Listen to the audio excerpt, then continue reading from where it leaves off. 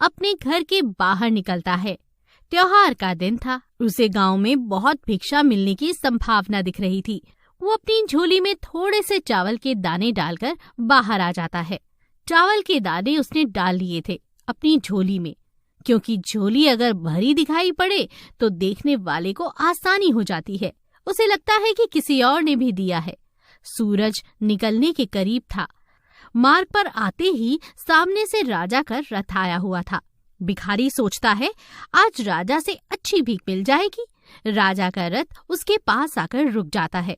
भिखारी सोचने लगता है, धन्य है मेरा भाग्य, आज तक कभी राजा से भिक्षा नहीं मांग पाया, क्योंकि द्वारपाल बाहर से ही लौटा देते हैं। आज राजा स्वयं मेरे सामने आके खड़ा हो गया है। भिखारी अभी सोच ही रहा था कि अचानक राजा उसके सामने एक याचक की भांति खड़ा हो जाता है और उससे भिक्षा देने की मांग करने लगता है।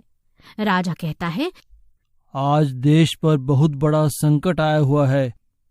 ज्योतिषियों ने कहा है कि इस संकट से उबरने के लिए यदि मैं अपना सब कुछ त्याग कर एक याचक की भांति भिक्षा ग्रहण करके लाऊंगा तभी इसका उपाय संभव है। तुम आज मुझे पहले आदमी मिले हो, इसलिए मैं तुमसे भिक्षा की मांग कर रहा हूँ। यदि तुमने मना कर दिया तो देश का संकट टल नहीं पाएगा, इसलिए तुम मुझे भिक्षा में कुछ भी दे दो। भिखारी तो सारा जीवन मांगता ही आया था, कभी देने के लिए उसका हाथ उठा ही नहीं था। वो सोच में पड़ गया कि आज कैसा समय आ गया है कि एक भिखारी से भिक्षा मांगी जा रही है और मना भी नहीं कर सकता। क्या मुसीबत है, सोचा था राजा से इनाम लूंगा, लेकिन यहाँ तो उल्टे लेने के देने ही पड़ गए। चलो क्या करें, देश का मामला है, एक दाना चावल दे ही देता हूँ। बड़ी मुश्किल से एक चावल का दाना निकाल कर उसने राजा को दे दिया। राजा वही एक चावल का दाना ले बहुत खुश होकर आगे बढ़ जाता है। सबने उस राजा को बढ़ चढ़ कर भिक्षा दी, परंतु भिखारी को चावल के दाने के जाने का भी बहुत ज्यादा गम सता रहा था। जैसे तैसे वो शाम को घर आ जाता है। भिखारी की पत्नी ने भिखारी की झोली पलटी तो उसमें से भीख के अंदर एक सोने का चावल का दाना दिखाई दिया। भिखारी की पत्नी ने उसे जब उस सोने के दाने के बारे में बताया तब भिखारी छाती जोर जोर से पीटने लगा। अरे मेरी फूटी किस्मत, मैंने राजा को और कुछ क्यों नहीं दिया, राजा को सारे चावल के दाने क्यों नहीं दे दिए। अगर मैं राजा को सब दे देता तो सारा सोने का हो जाता। हे प्रभु, मैंने ये क्या कर दिया, अपने पैरों पर खुद ही कुल्हाड़ी मार दी। भगवान, आप रो क्यों रहे हो जी?